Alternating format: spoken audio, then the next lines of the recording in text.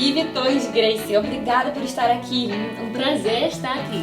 Your story, your passion for teaching women all over the world how to set boundaries and defend themselves inspire me, and I'm sure you will inspire everyone.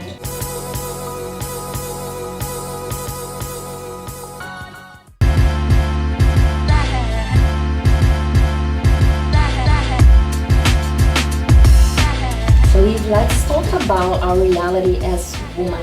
So statistics show that 1 out of 5 young women is a victim of sexual assault in the United States.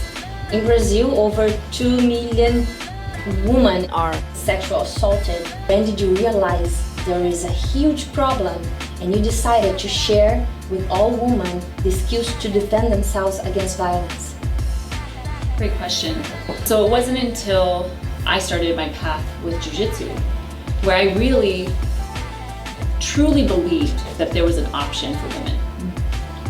Because while we know that part of solving the problem with sexual assault in the world lies with men, teaching men to respect women, teaching men teaching them to understand consent. That's part of the problem. However, while we help men understand that, women also need to feel like we have some ability to take some control back and to protect ourselves and to keep ourselves safe. And so for me, jiu-jitsu was the first time that I actually believed this was possible.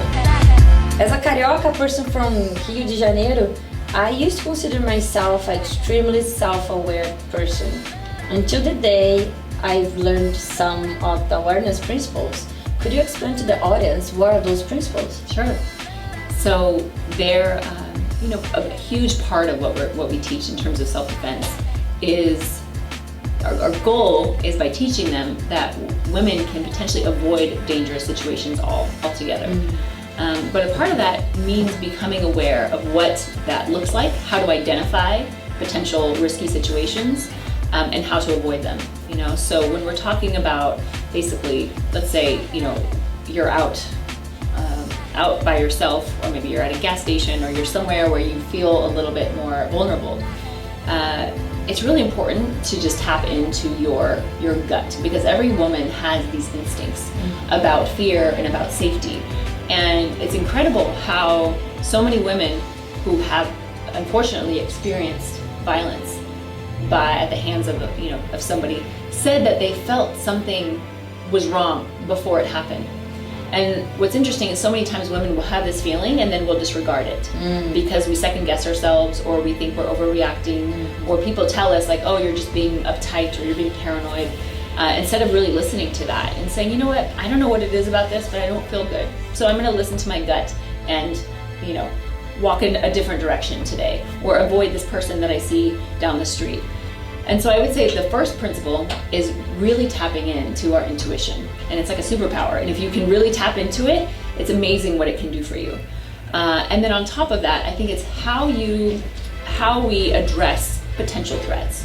So I think for many women, when they see a potential threat around them, and when I say potential threat, anything that makes you feel uncomfortable, anything that could potentially make you feel unsafe. So maybe you're putting gas in your car and you see somebody walking towards you, and they don't give you that good feeling. At that point, we have a couple options in terms of our behavior. And unfortunately, many women feel like if they just kind of ignore the situation, that the situation will go away. And unfortunately, that's not what happens. And actually, that's usually what the predator wants us to do. They want us to ignore it. They want us to kind of go in and turn to fear and try to avoid the situation, because then they can get closer to us without being detected. So the more confident we are in our stance, the more we are able to make eye contact with somebody, or to address them verbally, or to ask them to stay away from us.